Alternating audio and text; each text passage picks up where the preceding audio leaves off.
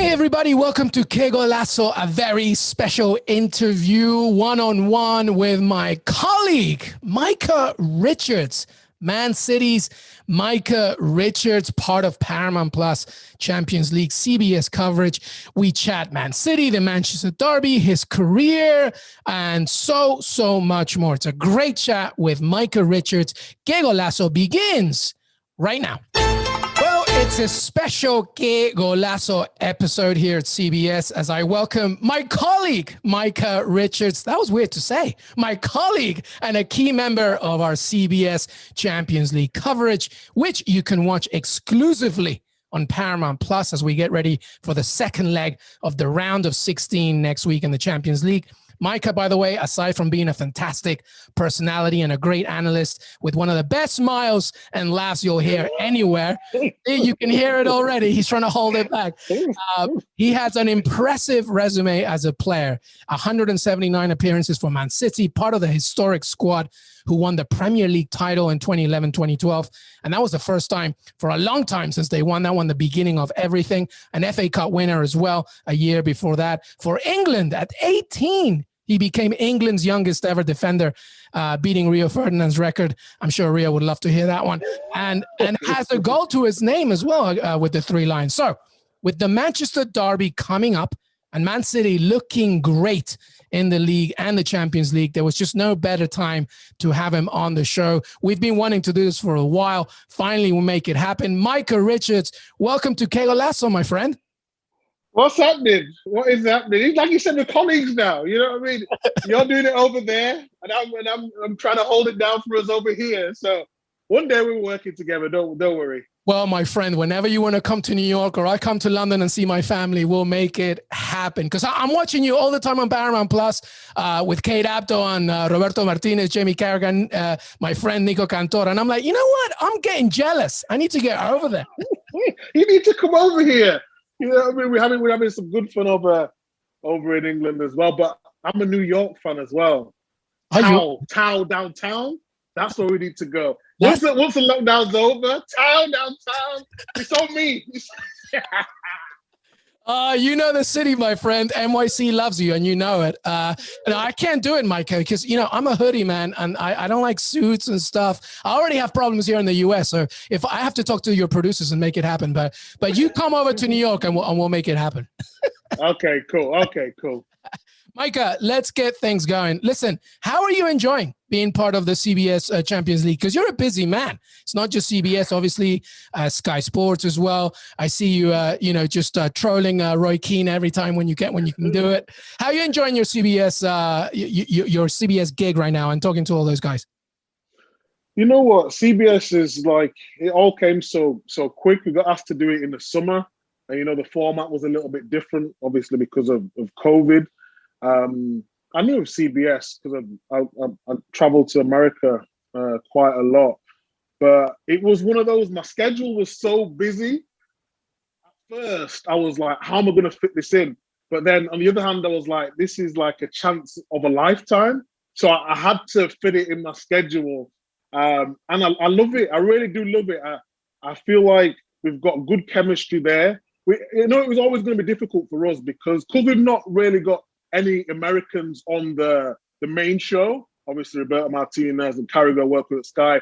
Kate Abdo is originally from Manchester. So it was more, as you guys call it, a European. So we don't know how that was going to transcend over in the States, because we always like to have sort of at least one American pundit on there. But then obviously we've got the Golazo show and Nico's been doing a great job with that. But yeah, I've absolutely loved it. From when I first started, we didn't know what to expect to how far we've come as a team. I think it's been brilliant from the producers to the owners. I've been on a couple of calls with them as well. Everyone's just been great. So it's been an unbelievable start, and hopefully we can keep it going. Absolutely. It's been such a joy. And obviously we doing our thing as well here in America, kind of at the same time. So we kind of begin a little earlier and then we pass the torch to the London side to you guys. And it's just been, let me tell you something, it's just been very well received. Everybody loves it. And it's just been fun. And honestly, you're probably a little happier just because Man City is doing so well. And we're going to talk about City in a second, but let me ask you something. Who's better to wind up, Jamie Carragher or Roy Keane? Ooh, Jamie Carragher is very sharp, you know. Yeah, so like quick. You can't wind. Yeah, if I go with something, he will always go with something quicker. You know what I mean? He's always that one step ahead. So I prefer to wind up Roy Keane because he's just honestly he's great. He's great to work with. And sometimes like when he's not expecting it when I'm going for him. So sometimes it makes better TV. But yeah, so I'd say Roy Keane. But Carragher is also good, but he's normally one step ahead. Yeah, he's very quick. You got to be very careful with it. But Roy Keane, I just wouldn't do it because I'm just scared. Like I grew up watching him playing. Like I would making a fun of Roy Keane to before us chatting, I was doing a little bit on YouTube, just watching the best bits of you and Roy. It's absolutely killing me. It's you guys get on right though. Like it's such a you guys should be a sitcom. That's what I think every time I see it. No, Roy is like amazing. You know, we always respect him. Obviously, he's a red, I'm a blue. But I respected him as a player because he's top level player, and I can't compete with him as what he's won. But on air, it's different because it's opinions and it's how I could try and get the best out of him. And working with him is just incredible, and he's such a nice guy off camera. It's just when the football starts, he's so passionate, and he says truly what he believes, and that's not like some character he's trying to play or try to play this hard guy.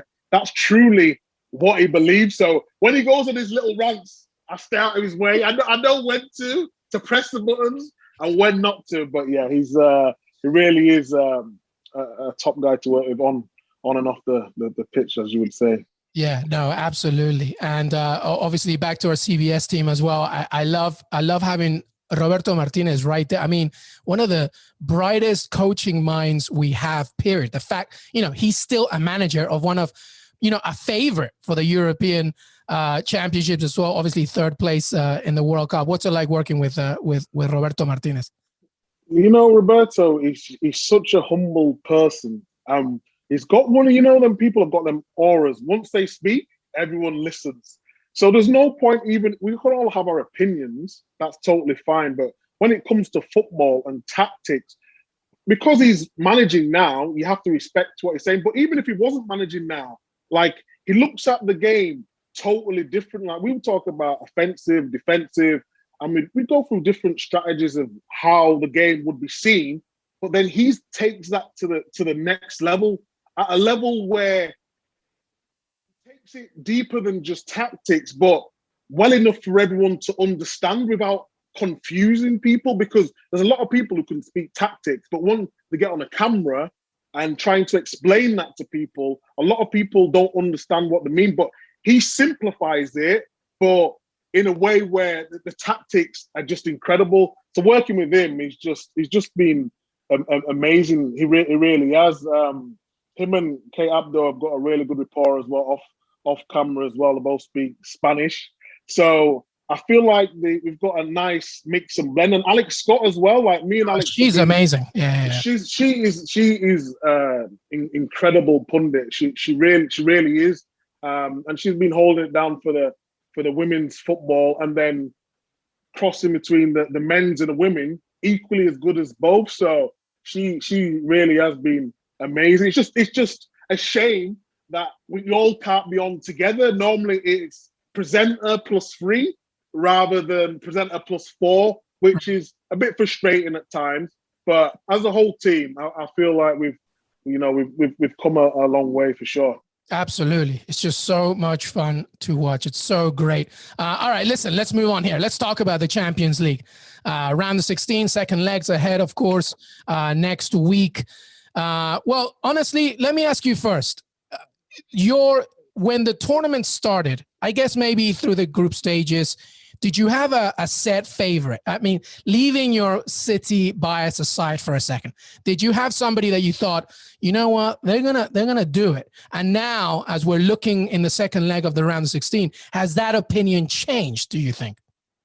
Well, my favourites from the start was Bayern, and I know Bayern Munich. I know we had a lot of fun, and I'm biased to City. That's more of a joke. City have been incredible, but at the start of the season, I would have said Bayern for sure, because they've got so much quality in the team. They know how to win it. Normally, I think the big factor is because of Bayern Munich, normally they're so far ahead in their league, and they've got the winter break. Over here, the English teams, when Liverpool won it, it was an incredible season. The amount of games they had to play in that short space of time and then go and win a Champions League. Like, it's incredible. It really was unbelievable.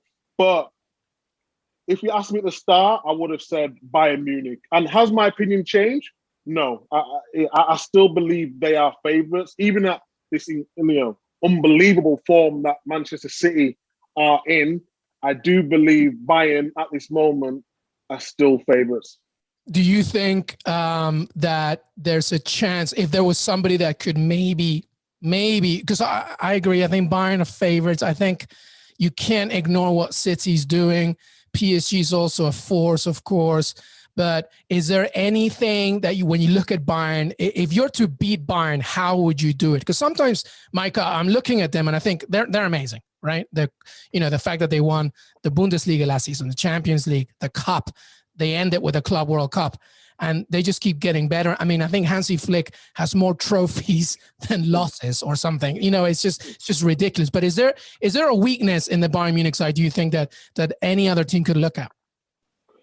In terms of weaknesses, I think they play a high line and their fullbacks love to attack. So I don't know if someone wants to, I won't say camp in, but have a good shape and get them on a counter-attack. So if you've got someone like Kylian Mbappe on a counter-attack against Bayern, I don't care who it is. If he's running into that space, he can hurt you. And also Manchester City, the way they're counter-attacking at the moment as well. And if Man City can starve them off the ball, which is difficult, and then wear them down, that could be another way. So do I see weaknesses? Not that many, but they have too many people forward at the same time. And there's been certain times in the last game, it was Lazio they played. Lazio had about, I can't remember the number, between 10 and 15 shots in that game. And another day, they could have had a few more goals. So I do see a few areas where they could be vulnerable. The only problem is Bayern can put the ball in the back of the net as well. So it could be like a basketball game. You go down one end, we go down the other. And if it gets to that, Bayern probably would win against anyone. But if a team can counterattack them, that's the way I think they can beat them. Yeah, no, it's a very good point about, Bayern's mentality is often, all right, you score 2, we'll score 5. You score 3, we'll score 6. And it always helps to have Robert Lewandowski score on your side. Hey, listen, let's talk about Man City now. Since that loss to Tottenham in, what was it, late October, maybe early, they haven't lost a game, Micah. Now, since December, they've won every single game. This is a ridiculous run. We've always known how good City is. But do you think, I want to ask you, what is it this season? Is it the deeper squad? Is it Guardiola pretty angry, bitter after last season still? What makes this squad so good? Because there's times also, Micah, they don't even need a striker. They put Kevin De Bruyne as a number 9. I mean, that's just ridiculous. So talk to me about this City squad and what you like about them this season. I think what Guardiola has done has been inspirational. Like you said, to not play without a recognised striker. Aguero's been in and out of the team all season with injuries. Jesus, sometimes when he's been playing on the left. They've been playing with a false 9. Kevin De Bruyne played there against Chelsea, and I was like, wow. Then Phil Foden went up there. Bernardo Silva's been there. Sterling's been there. It's just the creating spaces that I didn't even think were possible on a field, and how they've been doing that is Cancelo. Cancelo has really changed the way I viewed fullbacks. I know Philip Lahm did it at Bayern Munich. He was probably the original.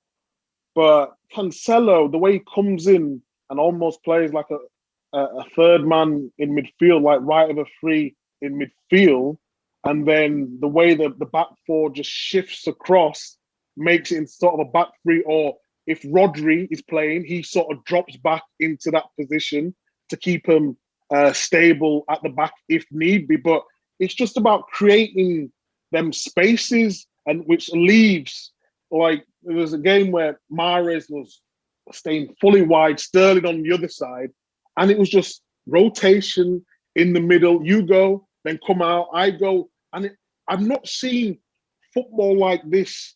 I've seen it at Barcelona at times, the way they used to chop and change positions and get the ball in between the lines and all that sort of stuff. But in the Premier League, you don't often see that. And that's why I think, like I said, it's inspirational, because Pep, when he first come, Guardiola, when he first come into the Premier League, everyone was saying, oh, he can't bring that style of play to England because it's too rough and ready. And he's completely changed that.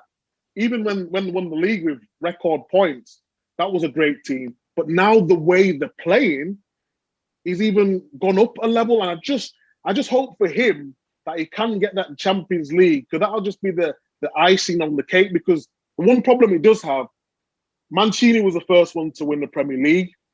Then Pellegrini also won the league. So a lot of bitter people would be like, well, he's not done anything different to what the last two managers done. But that's complete nonsense, because he's changed the way football has been played at Man City. And like I said, if he could just get that Champions League, it would just put him on the next level. Yeah, no, absolutely right. I mean, anybody that knows the Pep Guardiola history, and of course our other colleague, Guillem Balague, knows this very well. It's just the way that he plays. As you mentioned, he really brought something new to the Premier League. I also liked what he said, because, he's obsessed with two things: possession, but also getting the ball back, retaining possession as well. He's obsessed with that. And one of the things that he said earlier this season was, I think that we're getting better because we're not as running as much, right? The ball's doing the work, right? So to your point, which you just said, which is, there's just rotational play. Nobody has to work that hard for the ball. The ball's just coming to you. It's kind of amazing. And it's amazing that he still hasn't won the Champions League with Man City. You said Bayern Munich, but Man City could be the closest one to challenge that, don't you think? Yeah, my top three would be PSG, third, Man City second at this moment in time, and then Bayern. But we just got to be careful. I don't want to get too excited, because we've seen what happened last year in the Champions League with Lyon. Everyone was expecting us to win that, and it didn't happen. They're still in all competitions this season. They could win 4 competitions. And as soon as you take your eye off that ball and start concentrating, or we should win this, or we should win. Football is never like that. I played for a long time. As soon as you started looking at games down the road, you forget the challenge, what's in front of you. And if you take your eye off the ball, anyone can win in this game. Anyone can win in this game. But I'm the most confident with this man. When I was talking on the show last season, it was more a little bit of fun, because I didn't quite know where Man City were. I believe they've evolved from last season, and I've got more confidence. Will they win it? I'm not sure. Have they got a better chance? Definitely. So, one thing that also has helped him is obviously the combination of Ruben Diaz and John Stones. I mean, the fact that Aymeric Laporte can't even get in the starting 11 is kind of incredible. Laporte is a tremendous defender, and he can't even get in. And as a former defender, what do you make of that? They both scored this past weekend. I mean, it's just unfair, Micah. It's not fair anymore. This is crazy. And you know what? I had a talk with John Stones a couple of months ago, and we were just talking about. I just reminded him of how good of a player he was. You get a lot of negative press and stuff like that, and you know what it's like. I don't know too much what it's like in America, but when you come in and you do so well to start with, they break you, they build you up, and then as soon as you don't reach the level that they expect you to be at that time, they bring you down. So to see him come back to the level which I knew he would get to, give him time, give him time. I was always saying, just give him time, because the problem with Stones was, yes, he was making mistakes, but it wasn't like playing bad games. It was just that one moment of madness that would cost him. I was looking at his whole game. He was coming out with the ball. He was defending well. It was just, he would make an odd mistake, and sometimes that just down to focus. And he's worked hard to get back in to this team, and it coincides with Ruben Diaz. 23. I mentioned my player the season because of stats and stuff like that, and I'm not really a stat man, but I think Fernandez has scored 15 goals. So I think I was asked last week, but Diaz has to be pushing for Player of the Year in the Premier League, because he was captain of Benfica at 19. He come for a lot of money. And with money comes pressure, but he's delivered straight away. He's been calm. He just looks like he's been playing in the Premier League for so many years. You probably read loads of stories. I know your team, so you'd be watching the Premier League a lot. But to come into a team and hit the ground running so quick, that is an art, and that's a real skill. It just shows how good of a player he is. And that them two's partnership at the moment, it's the best in the Premier League, and long may it continue. I do feel a little bit sorry for Laporte, because he was the man last season. He was a go-to guy when he was fit. He was number one defender on the team sheet, and he will need a role in this team at some stage. Who knows that they could go to three at the back at some stage, and all three of them might be playing. They could be playing Cancelo and Walker a little bit higher up. The tactics that Pep sometimes likes to do. He went three at the back against Lyon. I'm not sure he'll do that again, but there's an option, and it's good strength in depth, and that it's a good problem to have. It really is. Yeah, definitely, especially as not only the Champions League, but the League Cup as well, like the final against Tottenham. A lot to go on, but all right, let's talk about the Manchester derby. All right, this weekend. Huge game. There is obviously some breathing room for Man City, obviously in the table, but still that doesn't matter, does it? Because it's Manchester United, the biggest rival. Talk to me about this game, Micah. What does it feel like to just play in it, the atmosphere, just everything about it? This was the only game I used to get nervous for, and I've said it so many times. Like I never really got nervous before games, because I was just more excited to go out there and just show people what I could do. But the derby games, I would just got this little thing in my stomach every time before. Even it could be like a week before, and I would still get it. It's a one fixture you always look for. As soon as you get the fixture list, the United game. And I played a lot of my best games in the United game. I don't know if it's because I was more focused or really wanted to win. It was different for me because I come through the Man City Academy, so United was always better than us. So to see us every year get a little bit closer, and then the famous game, the 6-1 at Old Trafford, to be a part of that, it was just, it's a feeling that you'd never think would happen, being from the Blues. A lot of the new Man City fans and a lot of the new players don't know what it's like to be living in the shadows of Man United for so many years. So when we used to win them, it used to mean so much more to us. It's always nice going into this game with a little bit of a cushion, because you can go and play your football, but nevertheless, it's still a massive fixture, and both teams will want to win. From United's point of view, they always looked at us, not saying looked down at us, but always thought we was an easy ride. So over the years, to see us competing with them, it's been difficult for them, because the size of Man United, the amount of trophies they've won. But now it's a genuine contest for both sides. So yeah, looking forward to it. Yeah, it's definitely a genuine contest. I mean, United, clearly in a top 4 spot against AC Milan in Europa League. Bruno Fernandes is a player. What do you expect? Do you expect a goal fest? Do you expect a 0-0? What do you expect in this one? In this form, like Man City, and I expect Man City to win. Okay. If I'm being totally honest. With fans not at the stadiums at this moment in time, it's not going to have that desired effect, where it's a crazy atmosphere from the first tackle. You're not going to get that because there's no fans there. And Man City, the way they're creating spaces now, I think it'd be a difficult team for Man United to break down. So, but we've seen before when we expect goals, it's been boring 0-0. It's almost like they expect, or actually, let's take a draw. Man City can go and get a draw there. That's a good result, for Man City.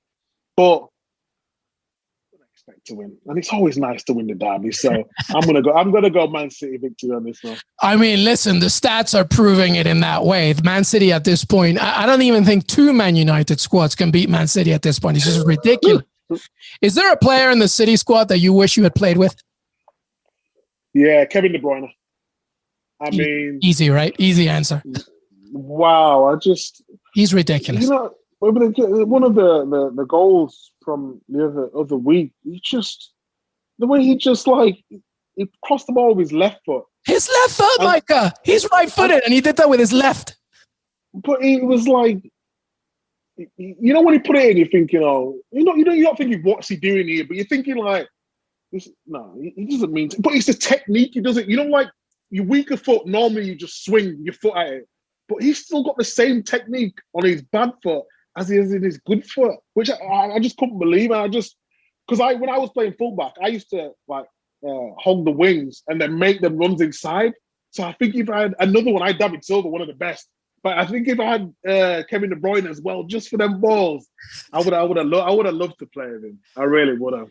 His left foot is better than some natural left footers. Like, it's ridiculous. No, I always say this, Micah. Obviously, we're in the era of Lionel Messi and Cristiano Ronaldo and Erling Haaland and Kylian Mbappe now presenting the future. But put some respect on Kevin De Bruyne's name. He is, like, just when we say, we're so lucky to watch Messi and Ronaldo, we're very lucky. And we're very lucky to have De Bruyne in the Premier League, I think. Like, he could be anywhere else. And just, it's just amazing. Just an amazing player. Is there anyone else? What was it like with Sergio Aguero? He's a character, huh? Oh, Aguero. I mean, it's pretty sad to see him going through his injuries this season. Yeah. Because, I'm not afraid to say he won me a Premier League. He won without Tevez and Aguero, Balotelli and Dzeko. I know it's a team effort, but what Aguero did in the last minute of the game to get us the Premier League, it's down to him. And, his injuries have been on and off this season. I hope he comes back and he's fully fit and he can play a key role in, challenging for them for trophies, because he deserves that. We don't know what's happening if he's going to stay or whatnot. I think he will stay. But it'd be nice if he did fancy to leave at the end of the season, that he went out on a real high, because he fully deserves it. He really does. Yeah. What do you think about Messi and maybe City? Do you think it'll happen? It was coming, right? I mean, who would not take Messi? I don't care. I don't care if people say he doesn't run as much now and he's not got the same. Messi is Messi. You see what Ronaldo, with his age, he keeps doing it and doing it and doing it. And imagine Messi with Man City players as well. Nice. In these four. Oh my, it'd be just amazing. I just give up. As a Villa fan, if Villa face, and then it's that squad, forget about it. It's just ridiculous. No, it is ridiculous. I would like to see him at Manchester City, just because we've seen some great players over the years, but this would be a global superstar. We talk about Messi and Ronaldo. It'd just be nice to see that player for at least a season live. That's what I would love to see. That's why I think you're not winning the Champions League. Guardiola is waiting for Messi to come, and then they can win it again. Who knows? Who knows? Who knows, my friend? Hey, listen, let me ask you quickly about my Villa for a second, because you were part of it as well. And you've seen Jack Grealish, from the very beginning. Talk to me about Jack Grealish, because also, so much talk about the England team and what they'll do in Europe. You, of course, know England very well. As I mentioned in the intro, you were 18 when you represented England. Unbelievable. Just talk to me about Jack Grealish for a second, and just what you make of him and his future, especially, he deserves an England call-up, right? Don't you think? Yeah. Maybe at the start of the season, because Villa was struggling last season, a lot of people thought he might leave. But now, of course, he wants to be playing Champions League football. But right now, he doesn't need to leave Villa, because he's got good players around him. And it's giving this platform now to get the England call-up. And everyone's seen Jack Grealish, first name on a team sheet for England in the Euros if he's fit. That's how good he is. I'm always singing him praises. And this is not me being biased because I played him at Villa. It's because I've seen it with my own eyes, how good he is. And I've been saying this for 18 months. I've been really talking him up. And now people are starting to see how good he is. And not only is just his performances, the way he takes players on, but his numbers, his goals and assists are getting better. Within a team that was struggling last year, to get these numbers it really is proved his worth. And all that doubt, can he do it at international level? That's been wiped out now. He can definitely do it. I think it was a game against, was it Belgium? He played. It was ridiculous. He was ridiculous. And I'm glad people have seen it now. And all he can do is keep pushing on, keep his focus, because we talk about me playing at England. When you get into the England squad, obviously he's older than me when he made his debut, but you can rest on your laurels a little bit, where that should just keep going.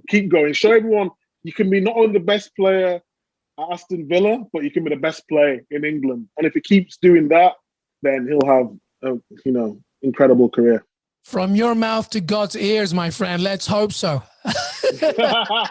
It will be absolutely amazing. Micah, obviously we're talking, we're nearly wrapping up here, so I'm really intrigued to hear. Obviously you mentioned, America a little bit, the US a little bit, obviously doing your thing for Paramount Plus CBS, part of the Champions League coverage. Do you have an NBA team, Micah? NFL? What do you watch American sports? You know what? I used to come to LA and New York every single year. I couldn't, obviously. Last year, for COVID reasons, my team was Boston Celtics. Oh my God! But because of Rajon Rondo. Oh, okay. So this is when it was when they had Pierce and all them. They had Ray Allen and all that. That team was a serious team. But then he went around a little bit. He ended up in LA, didn't he? He was at the Lakers. That's right. He was at the Lakers, and he won it there, didn't he? He won won something there. He won the bubble. Championship, was it? The bubble tournament last year. Yeah. Yep. He's now with the Hawks, but yeah, that's right. He was with the Celtics back when the Celtics were ridiculous. Yeah, but that's why I loved him. And then he left, and then I sort of fell out of love because I thought it was going to be Celtics for life, So I fell out of love it, and I went to an NFL game. Yeah. At Wembley. That was my friend came over, and he was supporting. I can't remember what the team, but the other team was Jacksonville Jaguars. Yeah. So I had a Jacksonville shirt, so I have to stay with them, to be honest. I know they're not the best. I know they're not the best of teams. I know that, but I've got to be loyal. No, I've got to be loyal to the Jags. Absolutely, man. And listen, they're on a rebuilding period right now. So it's not, you know better than most, right? Like football's different because football legacies stay for a long time. It's hard, but the good thing about NFL teams and NBA teams, it's just like it's a transition all the time because obviously the draft and everything. So the Jaguars it's not a bad move. Did you like it? You like the NFL? Yeah, but to be honest, I didn't understand the rules too much. Some of the guys I work with, it takes a few guys, doesn't it? Yeah, it takes a few guys. So a couple of the guys over here are gonna teach me properly because I want to start getting back into it. I really do. Like basketball's easier because it's easier to explain. So I went to a game and that was just incredible.